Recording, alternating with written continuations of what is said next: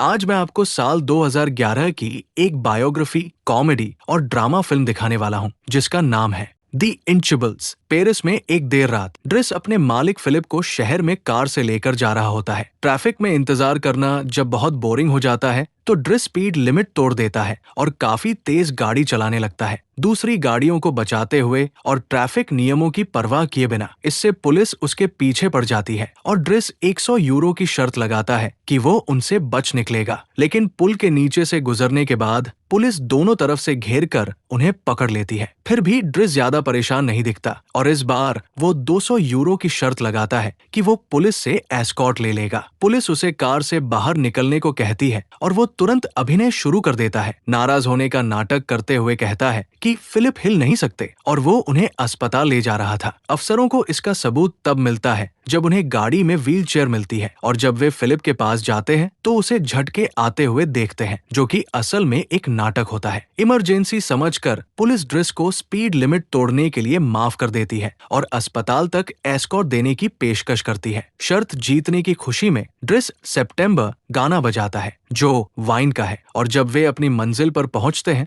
तो पुलिस के जाते ही वो फिलिप के साथ सिगरेट पीता है। ड्रिस कहता है कि वो सब संभाल लेगा और अस्पताल के स्टाफ के आने से पहले ही उन्हें वहां से लेकर निकल जाता है। ये दोस्ती कई महीनों पहले शुरू हुई थी। फिलिप और उनकी असिस्टेंट मैगाली एक नए केयरटेकर के लिए इंटरव्यू ले रहे होते हैं, लेकिन सब कुछ ठीक नहीं चल रहा होता क्योंकि सभी उम्मीदवार बहुत साधारण या अजीब जवाब दे रहे होते हैं। तभी अचानक ड्रिस अंदर आ जाता है, ये ध्यान दिए बिना कि अभी उसकी बारी नहीं है, क्योंकि वो सिर्फ कुछ कागजों पर साइन करवाना चाहता है ताकि ये साबित हो जाए कि उसे नौकरी नहीं मिली और वो बेरोजगारी भत्ता ले सके। वो साफ साफ बोलने वाला और थोड़ा बदतमीज है, यहाँ तक कि मैगाली से फ्लर्ट भी करता है। लेकिन फिलिप को वो मजेदार लगता है और वो उसे अगले दिन वापस आने को कहता है ताकि उसके कागज साइन कर सके। ड्रिस अपने साधारण मोहल्ले वाले घर लौटता है और नहाने की कोशिश करता है, लेकिन उसके छोटे भाई बहन उसे परेशान करते रहते हैं। आखिरकार उसकी बड़ी बहन मीना की मदद से वो किसी तरह नहा पाता है, जो बाकी बच्चों से ज्यादा जिम्मेदार है। अपनी माँ के आने का इंतजार करते हुए वो खिड़की से देखता है और नोटिस करता है कि उसका भाई अदामा एक संदिग्ध कार से उतर रहा है। जब वो लड़का घर में आता है तो कहता है कि वो स्कूल में था और अपना बैग लेकर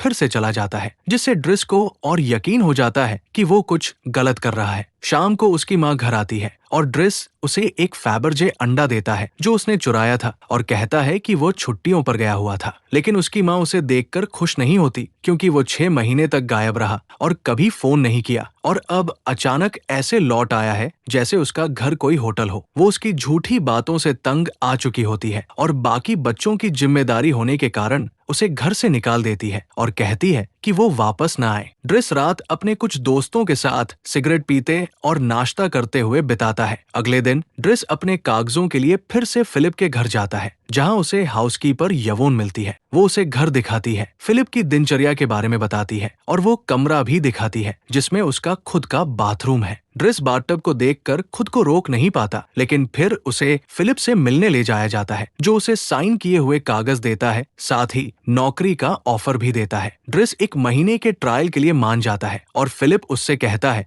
कि उसे यकीन है कि वो 2 हफ्ते भी नहीं टिक पाएगा। अपना सामान कमरे में रखने के बाद ड्रिस को सिखाया जाता है कि फिलिप की देखभाल कैसे करनी है। उसे ये सीखना होता है कि फिलिप के पैरों को कैसे सक्रिय रखा जाए, उन्हें व्हील चेयर पर कैसे बैठाया जाए, कैसे उन्हें नहलाया जाए और उनके कपड़े कैसे बदले जाएं। चीजें थोड़ी असहज हो जाती है जब ड्रिस को पता चलता है कि उसे फिलिप को खास स्टॉकिंग्स पहनानी है और यहाँ तक कि बाथरूम के बाद उनकी सफाई भी करनी है। लेकिन चाहे वो कितना भी शिकायत करे और कहे कि वो ये काम नहीं करेगा, आखिरकार वो इन्हें अपने काम का हिस्सा मानकर स्वीकार कर लेता है। शाम को जब वो छत पर बैठकर नाश्ता कर रहा होता है तो फिलिप की बेटी एलिसा और उसका बॉयफ्रेंड बास्टियन उसे परेशान करते हैं, जो वहाँ निजी समय बिताना चाहते हैं। ड्रिस अपनी बियर शेयर करने से मना करते हुए उन्हें वहाँ से भगा देता है। धीरे धीरे ड्रिस फिलिप के साथ रोजमर्रा की जिंदगी का आदी हो जाता है। शुरुआत में वो कुछ गलतियां करता है, जैसे फोन सीधे फिलिप के हाथ में दे देना बजाय उनके कान तक लगाने के, या नहाते समय बेबी मॉनिटर भूल जाना। लेकिन वो इन गलतियों से सीख जाता है। वो फिलिप के पत्रों को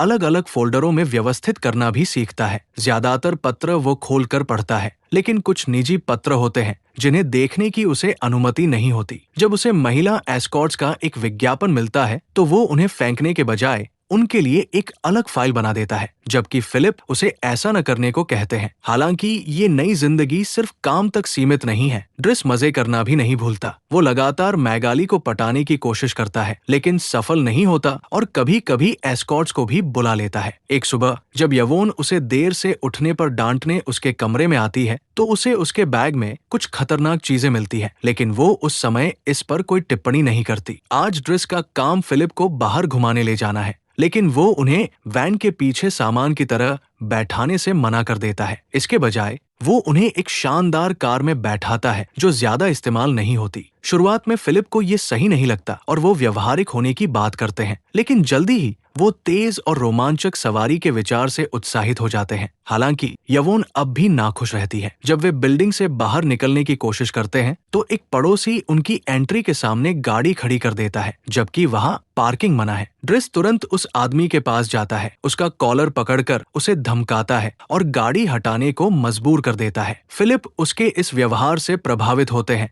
लेकिन यवोन फिर भी नाखुश रहती है। इसके बाद वे एक म्यूजियम जाते हैं, जहां फिलिप एक पेंटिंग खरीदने की योजना बना रहे होते हैं, लेकिन ड्रिस को वो बेकार लगती है क्योंकि वो सिर्फ लाल रंग का एक धब्बा होती है। बाद में फिलिप अपने एक रिश्तेदार से मिलते हैं, जो उन्हें बताते हैं कि सभी लोग ड्रिस को लेकर चिंतित हैं क्योंकि वो हिंसक हो सकता है। उन्हें ये भी पता चलता है कि उसका आपराधिक रिकॉर्ड है, लेकिन फिलिप को इससे फर्क नहीं पड़ता। वो ड्रिस को पसंद करते हैं क्योंकि वो उन पर तरस नहीं खाता और उनके साथ मजाक भी करता है। मैगाली को पटाने की एक और असफल कोशिश के बाद ड्रिस रसोई में यवोन के साथ खाना खाता है, जबकि फिलिप मैगाली को एक पत्र लिखवा रहे होते हैं। यवोन इसे निजी बातचीत बताते हुए बेबी मॉनिटर बंद कर देती है और समझाती है कि फिलिप एक महिला एलेनोर के साथ पत्र व्यवहार कर रहे हैं। यही वे पत्र है जिन्हें ड्रिस को खोलने की अनुमति नहीं है, लेकिन फिलिप कभी एलेनोर से मिले नहीं है। उनका रिश्ता सिर्फ चिट्ठियों तक ही सीमित है। प्यार की बात करते हुए ड्रिस माली द्वारा यवोन को दिए जाने वाले इशारों का मजाक उड़ाता है और फिर सोने चला जाता है। सोने की कोशिश करते समय उसे बेबी मॉनिटर से कुछ अजीब आवाजें सुनाई देती है। फिलिप को सांस लेने में दिक्कत हो रही होती है। उसे नजरअंदाज न कर पाने के कारण ड्रिस उनके कमरे में जाता है और शांत शब्दों और गीले कपड़े से उनका चेहरा पोंछते हुए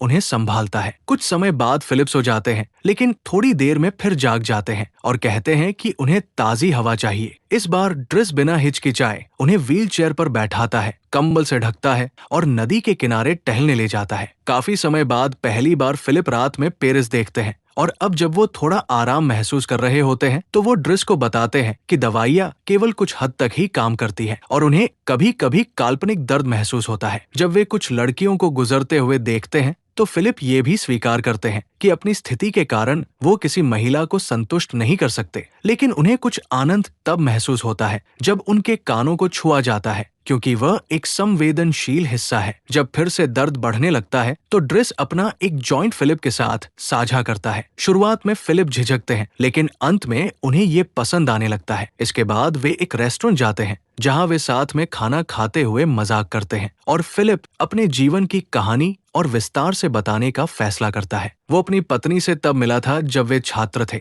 और शादी के कुछ समय बाद ही उसकी पत्नी के 5 बार गर्भपात हो गए और उसे एक लाइलाज जानलेवा बीमारी का पता चला। तभी उन्होंने एलिसा को गोद लिया। फिलिप को हमेशा प्रतियोगिताएं, खतरनाक खेल और तेज रफ्तार पसंद थी और पैराग्लाइडिंग उसे ये सब देती थी। एक पैराग्लाइडिंग सत्र के दौरान खराब मौसम की वजह से वो दुर्घटनाग्रस्त हो गया और उसकी रीढ़ की हड्डी टूट गई। हालांकि वो अब भी मानता है कि उसकी असली विकलांगता व्हीलचेयर नहीं, बल्कि अपनी पत्नी के बिना जीना है। कुछ और मजाक करने के बाद फिलिप को तारीख याद आती है और उसे एहसास होता है कि ड्रिस ने अपना 1 महीने का ट्रायल पास कर लिया है, इसलिए अब वो आधिकारिक तौर पर नौकरी पर रख लिया गया है। लेकिन सबसे पहले उसे वो फैबरजे अंडा वापस लाना होगा जो उसने चुराया था, क्योंकि वो उसकी पत्नी का दिया हुआ तोहफा था। वो हर साल उसे 1 अंडा देती थी और अब उसके पास कुल 25 है, जो उनके साथ बिताए गए समय के बराबर है। अगले दिन ड्रिस मीना से मिलने जाता है जब वो स्कूल से निकल रही होती है। मीना उससे थोड़ी नाराज होती है क्योंकि उसने उसके मैसेज का जवाब नहीं दिया, सिवाय उस अंडे को ढूंढने के लिए कहने के। वो उसे ये भी बताती है कि कुछ पुलिस वाले उनके घर पर कॉल कर रहे हैं। इसके बाद वह अदामा से मिलता है, जो मानता है कि उसके पास 30 ग्राम नशे का सामान मिला था। ड्रिस उसे लंच पर ले जाना चाहता है, लेकिन अदामा मना कर देता है और फिर से उसी संदिग्ध कार में बैठ जाता है। बाद में ड्रिस को फिलिप के साथ रहने की अनुमति मिलती है जब वो एलेनोर के लिए मैगाली को पत्र डिक्टेट कर रहा होता है। ड्रिस को ये सब बहुत उबाऊ लगता है और वो कहता है कि फिलिप को ज्यादा सीधे तरीके से बात करनी चाहिए। वो ये सुनकर भी हैरान होता है कि ये सिलसिला 6 महीनों से चल रहा है और उन्होंने कभी एक दूसरे की तस्वीरें भी साझा नहीं की। जब उसे एक पत्र में एलेनोर का फोन नंबर मिलता है तो वो इसे एक मौका समझता है और उसे कॉल कर देता है, जिससे फिलिप को फोन लेना पड़ता है और पहली बार लिखित शब्दों के बाहर उससे बात करनी पड़ती है। उनकी बातचीत इतनी अच्छी होती है कि अब फिलिप उससे हर समय फोन पर बात करने लगता है, इवन जब वो और ड्रिस ओपेरा देखने जाते हैं, जहां ड्रिस कॉस्ट्यूम्स का मजाक उड़ाता है और हंसता है। अगले दिन ड्रिस फिलिप को एलेनोर के साथ तस्वीरें साझा करने के लिए मना लेता है और उसकी व्हीलचेयर वाली एक तस्वीर चुनता है। इसके बाद जब ड्रिस पेंटिंग कर रहा होता है, एलिसा उसके कमरे में आ जाती है, सिगरेट मांगती है और उसके कलाकार बनने की कोशिश का मजाक उड़ाती है। गुस्से में आकर ड्रिस उसे बाहर निकाल देता है और फिर फिलिप के पास जाता है, जो उस समय यवोन से कह रहा होता है कि चुनी हुई तस्वीर बदलकर उसकी पुरानी तस्वीर भेजी जाए जब वो क्वाड्रिप्लेजिक नहीं था। यवोन उस तस्वीर को एस्कॉर्ट फाइल में छिपा देती है। ठीक उसी समय जब ड्रिस अंदर आता है और एलिसा की शिकायत करता है, ये कहते हुए कि फिलिप को उसे अनुशासन सिखाना चाहिए, जिससे यवोन भी सहमत होती है। फिलिप एलिसा से बात करने के लिए मान जाता है, लेकिन वो तब ज्यादा हैरान होता है जब ड्रिस गलती से बता देता है कि वो पेंटिंग कर रहा है। दिन बीतते जाते हैं और फिलिप और ड्रिस की दोस्ती और गहरी होती जाती है। ड्रिस उसे बर्फ में खेलने ले जाता है, दौड़ने जाते समय भी साथ ले जाता है। फिलिप उसे उसका पहला सूट दिलवाता है और अपनी बेटी को डांटता है, जिसे ड्रिस बेबी मॉनिटर के जरिए सुनता है। जब ड्रिस अपनी पहली पेंटिंग पूरी करता है तो वो उसे मैगाली को दिखाता है, लेकिन जब वो उसे किस करने की कोशिश करता है तो वो उसे थप्पड़ मार देती है। हालांकि फिलिप को वो पेंटिंग पसंद आती है और वो वादा करता है कि वो उसे बेचने की कोशिश करेगा। दोनों एक दूसरे के साथ बहुत अच्छा समय बिताते हैं, तेज गाड़ी चलाना, साथ में जॉइंट पीना और यहाँ तक कि एस्कॉर्ट्स को बुलाना भी। जब फिलिप का जन्मदिन आता है तो वो इसके लिए ज्यादा उत्साहित नहीं होता। हर साल वो दिखावा करता है कि उसे पार्टी के बारे में पता नहीं है और उसे उन रिश्तेदारों से मिलना पड़ता है जो सिर्फ ये देखने आते हैं कि वो अभी जिंदा है या नहीं। फिलिप कहता है कि ये सब काफी उबाऊ होगा। जब वो और मेहमान लाइव क्लासिकल म्यूजिक का आनंद ले रहे होते हैं, तब ड्रिस एलिसा को ढूंढता है, जो अपने कमरे में रो रही होती है क्योंकि उसने यवोन की कुछ गोलियां खा ली थी, जो उसकी उम्मीद के अनुसार जानलेवा नहीं थी। वो दुखी इसलिए है क्योंकि बास्टियन ने उससे ब्रेकअप कर लिया और उसे बुराबला कहा, इसलिए वो ड्रिस से उस लड़के से बात करने को कहती है, जिसे वो एक कीमत पर करने के लिए तैयार हो जाता है। उसी समय फिलिप अपने रिश्तेदार को ड्रिस की पेंटिंग दिखा रहा होता है और उसे 11,000 यूरो में खरीदने के लिए मना लेता है। ड्रिस वापस डाइनिंग रूम में जाता है और यवोन से बात करता है, जो उसे बताती है कि मैगाली का किसी फ्रेड नाम के व्यक्ति के साथ रिश्ता है, लेकिन फिलहाल सब कुछ ठीक नहीं चल रहा, जिससे ड्रिस को उम्मीद मिलती है। जैसे जैसे पार्टी खत्म होने लगती है, फिलिप ड्रिस को क्लासिकल म्यूजिक के कुछ सबसे महत्वपूर्ण गाने सुनाता है, लेकिन ड्रिस हर बार मजाक ही करता है। बैंड के खत्म होने के बाद वो अपना आईपॉड निकालता है और बूगी वंडरलैंड गाना बजाता है, जो वाइन का है, और फिर डांस फ्लोर के बीचों बीच नाचना शुरू कर देता है। वो एक बेहतरीन डांसर होता है और बाकी मेहमानों को भी अपने साथ नाचने के लिए मना लेता है, जिसे देखकर फिलिप बहुत खुश होता है। बाद में जब वो फिलिप को सुलाने जा रहा होता है तो ड्रिस एलेनोर का नया पत्र खोलता है। उसने अपनी तस्वीर भेजी होती है, जिससे पता चलता है कि वो काफी खूबसूरत है, और वो लिखती है कि जब वो अगले हफ्ते पेरिस आएगी तो वे मिल सकते हैं। जब मिलने का दिन आता है तो यवोन और ड्रिस फिलिप को कई तरह के कपड़े पहनाकर देखते हैं, जब तक कि उन्हें सबसे सही कपड़ा नहीं मिल जाता। और क्योंकि डेट पर फिलिप को यवोन लेकर जाने वाली होती है, ड्रिस अपनी छुट्टी का इस्तेमाल बास्टिन से मिलने में करता है। वो उसे धमकाता है, जिससे वो एलिसा से माफी मांगने और रोज उसके लिए क्रोइसा लाने के लिए तैयार हो जाता है। वो उससे अपने बाल भी ठीक करने को कहता है। इसके बाद वो अपनी माँ से मिलने उसके काम की जगह जाता है, लेकिन सिर्फ दूर से